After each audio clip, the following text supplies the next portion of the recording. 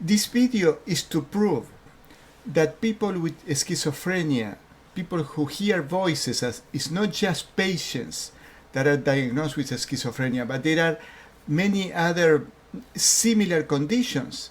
They are literally listening to the voice of a spirit that is controlling his mind, is interfering with his mind or her mind, and literally controlling the actions, reactions, the thoughts, and the moods of a person.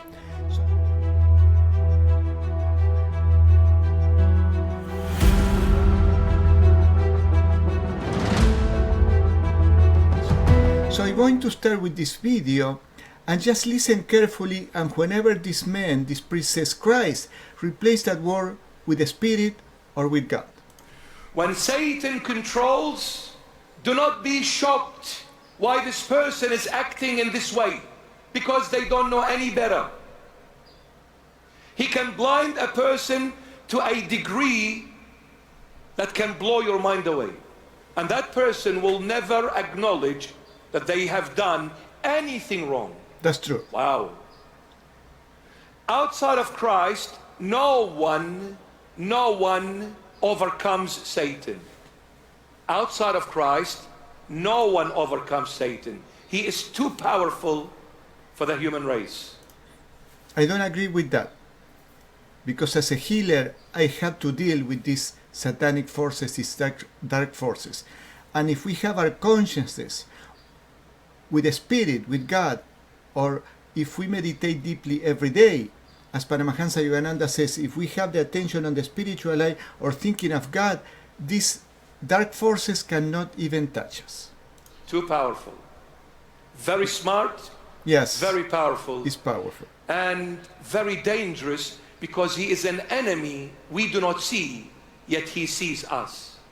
He is spirit, we are physical. We don't see him, he sees us.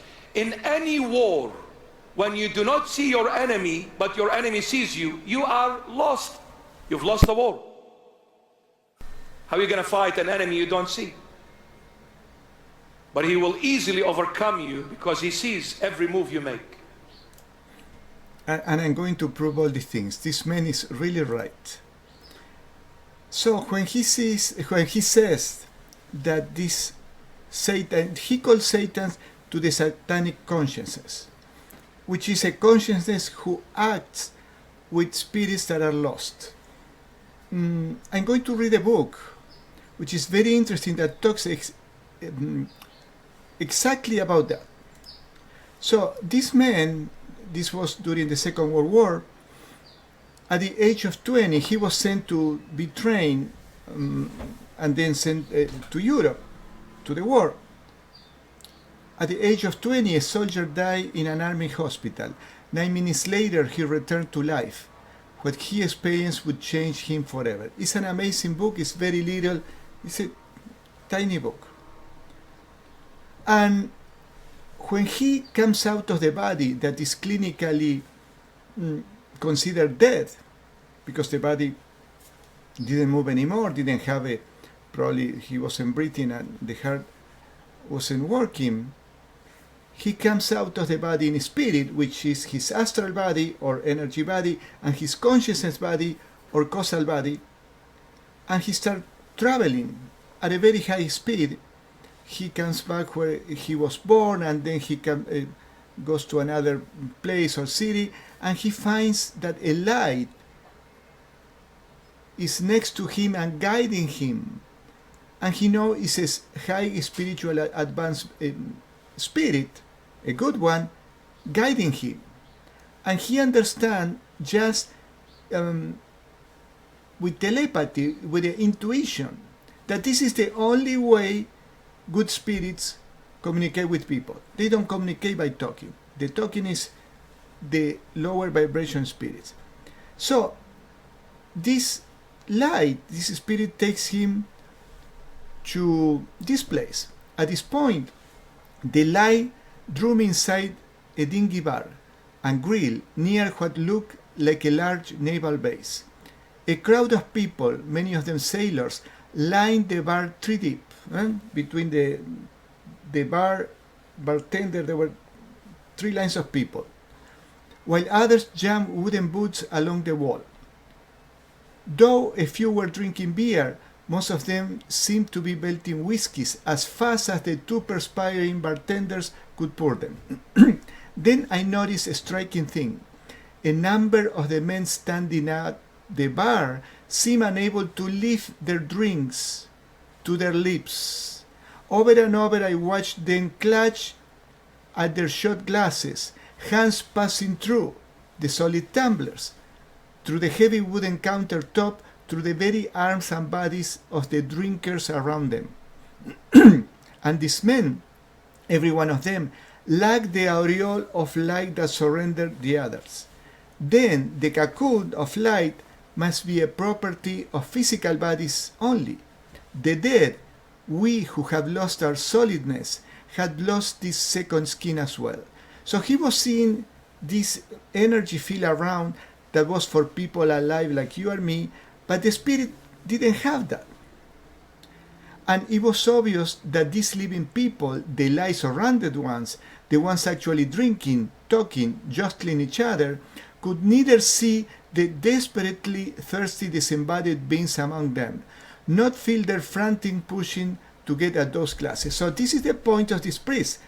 The satanic consciousness worked through these spirits, who can see them, who can see us, and probably some of them, they can even hear or read our thoughts, but we cannot see them.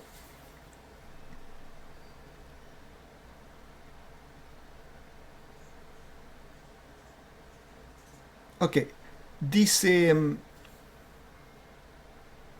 was obvious that these living people, the light-surrounded ones, the ones actually drinking, talking, jostling each other, could neither see them desperately, the desperately thirsty disembodied beings among them, not fear the frantic pushing to get at those classes.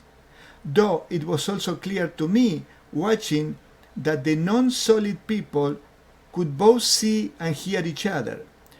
Furious quarrels were constantly breaking among them, the spirits, over glasses that none could actually get to his lips. So the spirit, they see and they talk to each other. They see us. We cannot hear them, but they can hear us. I thought I had seen heavy drinking at fraternity parties in Richmond, but the way civilians and servicemen at this bar were going at it beat everything. I watched one young sailor rise unsteadily from a stool, take 2 or 3 steps, and sag heavily to the floor. 2 of his buddies stooped down, and started dragging him away from the crash. But that was not what I was looking at. I was staring in amazement as the bright cocoon around the unconscious sailor simply opened up. It parted at the very crown of his head and began peeling away from his head his shoulders. Instantly, quicker than I had ever seen anyone move, one of the unsubstantial beings who had been standing near him at the bar was on top of him. He had been hovering like a thirsty shadow at the sailor's side, greedily following every swallow the young man made. Now he seemed to spring at him like a beast of prey. In the next instant, to my utter mystification, the springing figure had vanished. It all happened even before the 2 men had dragged their unconscious load from under the feet of those at the bar.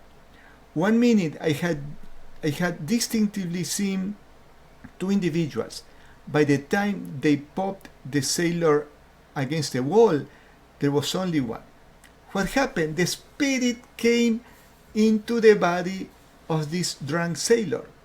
Why? Because these spirits, when they die, they were drinkers, heavy drinkers probably. And they don't even know, they are confused, they don't even know they are dead. And they need a physical body of an alive people like you and me to experience the drinking. This is the reason spirits get attached to people. Twice more, as I stared stupefied, the identical scene was repeated. A man passed out, a crack swiftly opened in the aureole around him. One of the non-solid people vanished as he hurled himself at that opening, almost as if he had scrambled inside the other man. Was that covering of light some kind of shielding? Then yes, our aura or energy field is a shield against these toxic energies, these spirits and other kind of toxic energies.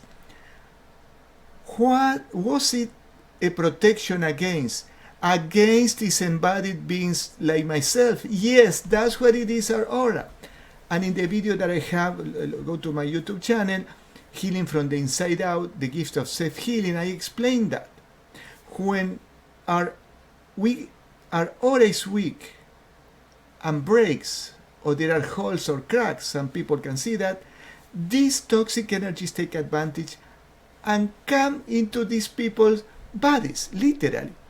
Presumably, these substanceless creatures, the spirits, had once had solid bodies, as I myself had. Suppose that when they had been in these bodies, they had developed a dependence on alcohol that went beyond the physical. That's what happened. When we die, we take with us the good, the bad, and the ugly. If we were criminals, all these toxic energies or thoughts of being a criminal, a rapist, a murderer, go with us in the astral body. That became mental, spiritual even. So the dependency to alcohol went beyond the physical. That became mental, spiritual even. It's in the energy and also in the consciousness. Because we have the physical body, we have an energy or astral body, and we have a consciousness or causal body. All these toxic emotions or activities that we had in this world, they go to our energy body and they go to our consciousness body. And those are energy blockages or toxic energies that we can find. I will show you some. Then, when they lost that body, except when they could briefly take possession of another one. So coming into somebody's, the spirits, when they come into a body, is what we call a possession.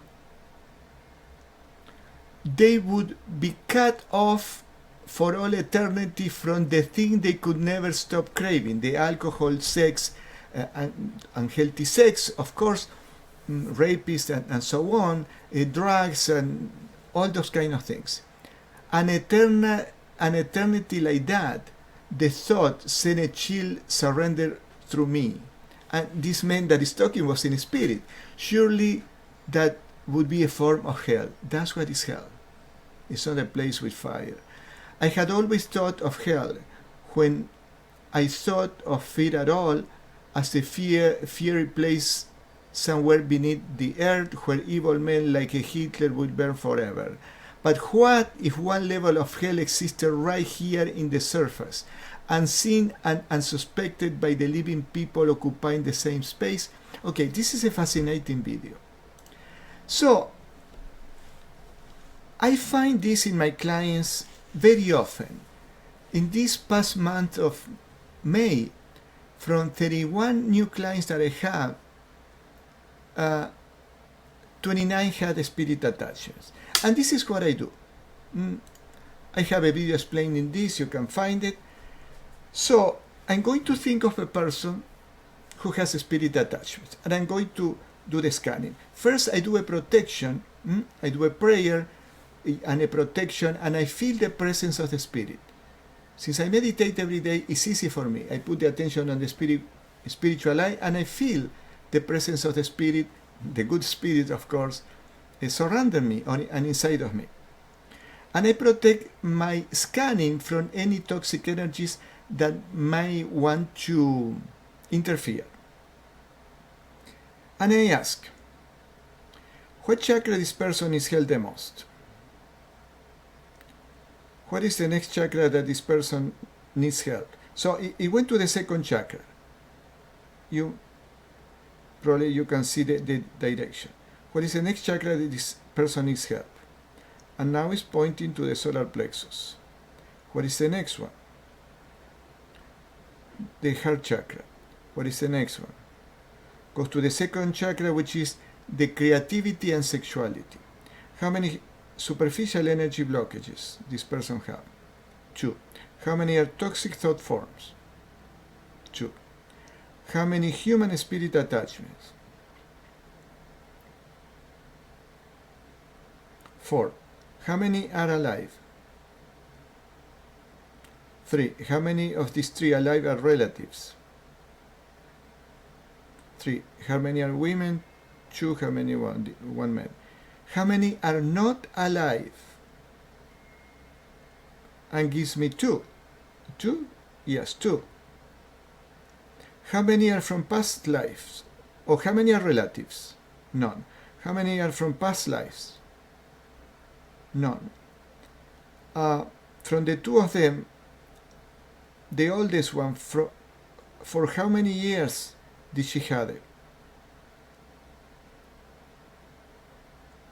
4 years. How many months more than 3 years? So 3 years and 3 months. So the other spirit, for how many years?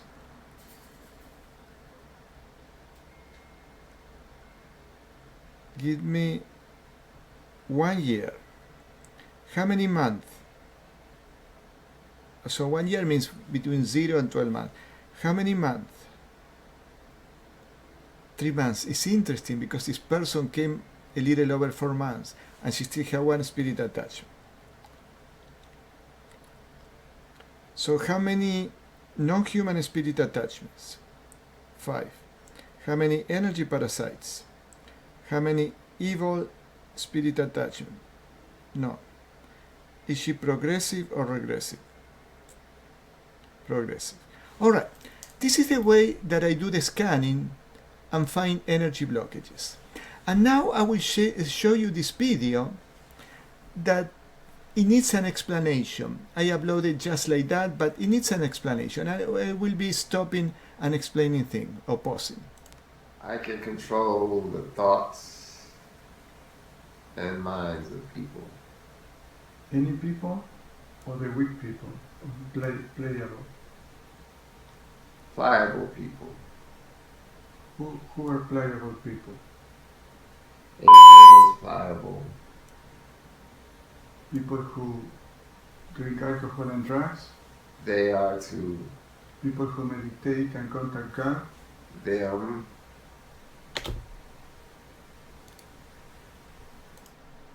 Did you see how interesting? When I ask if people who meditate or contact God can be pliable, mean controllable, he didn't answer. And this is the spirit talking through my client. So this is the second session. In the first session, when the spirit started talking to me, I realized that wasn't my client because the things that he was saying are not things that my client will say, and the voice is different. I start recording. So I have like a good 2 hours of recording. So this is very important. The spirit even know that people who connect with God, who meditate, cannot be controlled by the spirits like the priest was saying. It's not only outside of Christ, it's outside of being connected with the spirit. I was able to infiltrate his subconscious and plant the seeds of doubt about his sexuality. So did you see how interesting that the spirit says exactly what the priest was saying? When the spirit controls a person, the person don't know what they are doing because these spirits control the mind, the thoughts of people, the moods, the actions and reactions. When the people, and probably you will know, when you are very moody, you have too many toxic thoughts, you get angry for nothing, you get depression for nothing, it's because you have a toxic energy.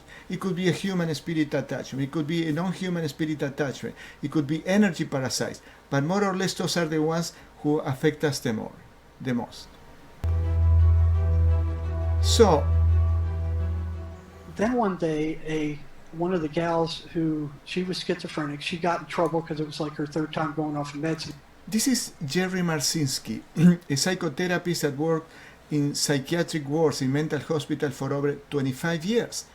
And after a while, after decades or so, he wanted to know what on earth are the voices that the psychiatric patients in the hospitals are listening. And there is a girl, he says, that stopped taking the medication. And he doesn't understand why. So this is what he's talking about. They were about to kick her out of the program because she was non-compliant with her meds. Her mother called me from South Georgia and said, you can't send her back here. I can't deal with her. You're the only people that have even gotten her into any kind of half-decent shape. If she comes back here, I know what's going to happen. So she said, I want to come up and talk to you. I want to talk to both of you. We need to get her to graduate. So I said, well, that's fine. Come on up, and I'll meet you this Friday. We'll bring her in and talk to her. So we brought her in, and she's doing good while she was on her meds. Brought her in, brought her mother in, and her mother and I are both looking at her. And I'd already run her through this thing. And she said, I don't know why I did this. And her mother's beseeching her, why do you keep going off your meds? And I said, yeah, tell us, why do you keep going off your meds? And I said, they're about to kick you out of the program. And she said, because the voices told me that the psychiatrist is poisoning me. And what do you think the voices are? The spirits talking through their minds. I can control the thought. I am repeating this because there is something else that this guy will say. Thoughts and minds of people. Any people or the weak people? Playable. Pliable people. Who are playable people? Everyone is pliable. People who drink alcohol and drugs? They are too. People who meditate and contact God? They are.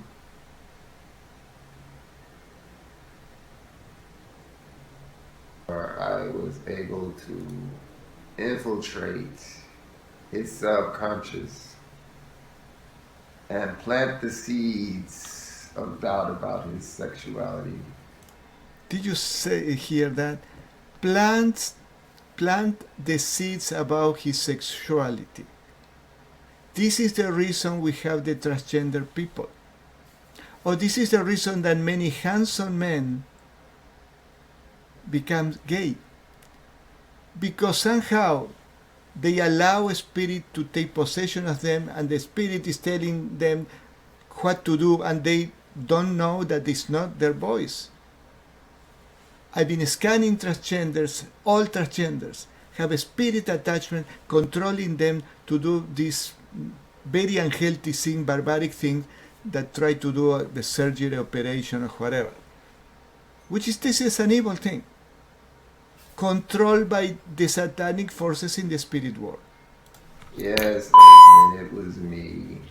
You never knew that I was the one who implanted those doubts. I can make you think anything. So you see, I am very powerful. I can make you think everything, anything.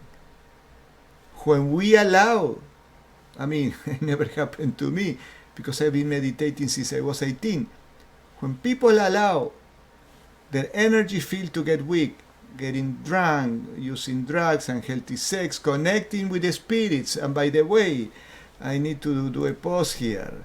By the way, I was talking to a psychiatrist last year, and she also is into the spirit guides. She has a spirit guides, and these spirits talk to her. And I was telling her my research about this video, and I said, I would like to know, how can you differentiate when a client is hearing voices from the spirit? And she said, well, this is different than hearing the spirit guides. And she looked at me, and she realized, and I realized too, that hearing voices from a schizophrenic is no different than this belief and practice of having spirit guides. Spirit guides are spirits that are controlling the people that they believe that these spirits are going to help them. And the practice and the belief of the spirit guides is the laziness of people, the an inability of people to connect with the spirit which is the father, the mother of all spirits, the spirit guide of all spirits.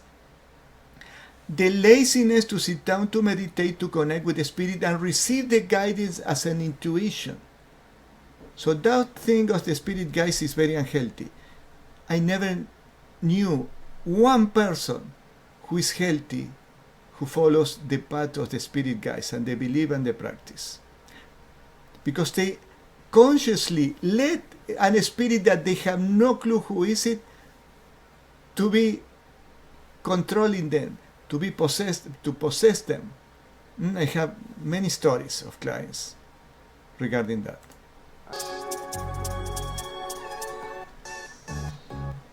And they said that the side effects of the meds are proof that I'm being poisoned.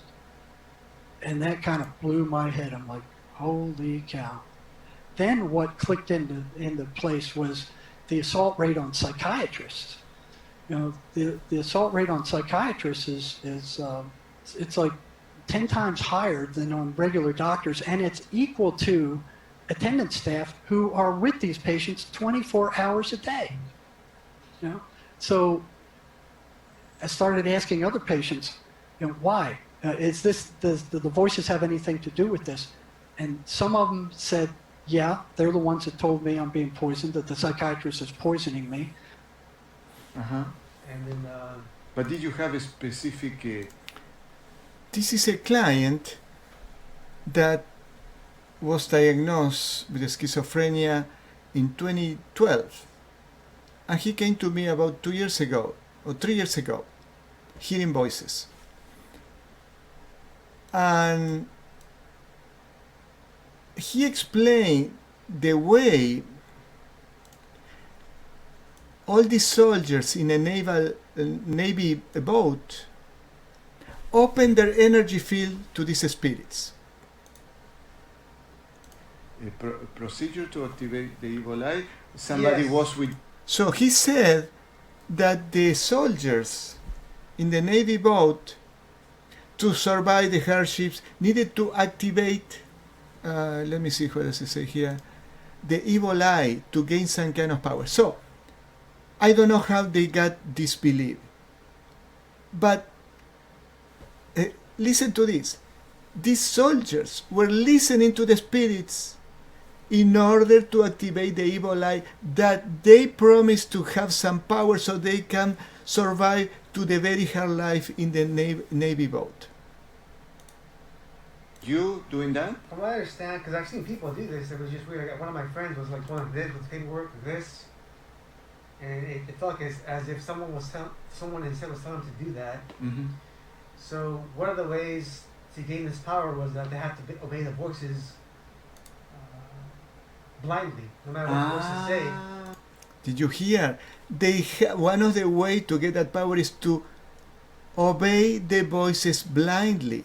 Because these voices are liars, are lying to people, and Jerry Marzinsky will explain that later. So whatever the voices says, they have to do it. So they end up doing a lot of crazy things. This is why they are these terrible murderers and things like that, and rapists. No matter what the voices say, you will avoid this blind. And a lot of people were doing these weird things, you know, going like this or saying weird things or. Because they were following the voices. They were following the voices because they knew that if they followed the voices, they would get the power afterwards. And they were hearing the voices and doing what the voices tell because they were going to get that power afterwards, which was a lie. They needed the power to survive. Yes, inside the boat, yes. They needed the power to survive inside the boat. And that was a common complaint. And that's one of the reasons why the psychiatrists get crap kicked out of them. So what do the psychiatrists do that other mental health staff don't? Is they dish out these meds. So because of the psychiatrists give them medications, the spirit didn't like that. Because the meds numb the mind so they cannot hear the spirits. So the spirits were telling the people, don't take the medication because they are poisoning you. This is fascinating, and it's 100% real. And these meds don't cure them, but they do weaken the voices, so they're a threat to the voices. So in order to move on to methods to deal with the voices, I mean, the voices are horrible. They're horrible. They will say every rotten thing. They have complete access to your memory. They can pull up every rotten thing you've ever done and rub it in your face forever. They hardly ever say anything positive, and if they do, it's to hook you into something later on that would be bad. So I am witness of that. One time I saw a person in front of me crying, and I asked this person follow this practice of having a spirit guides, crying, and I asked this person, why are you crying? And she said, do you think it's easy to be a psychic? She never told me, but I know that the voices were telling her very hard things or evil things. I don't know exactly, but she didn't want to tell me. I don't know one person who listens to voices believing that they are spirit guides, which is healthy.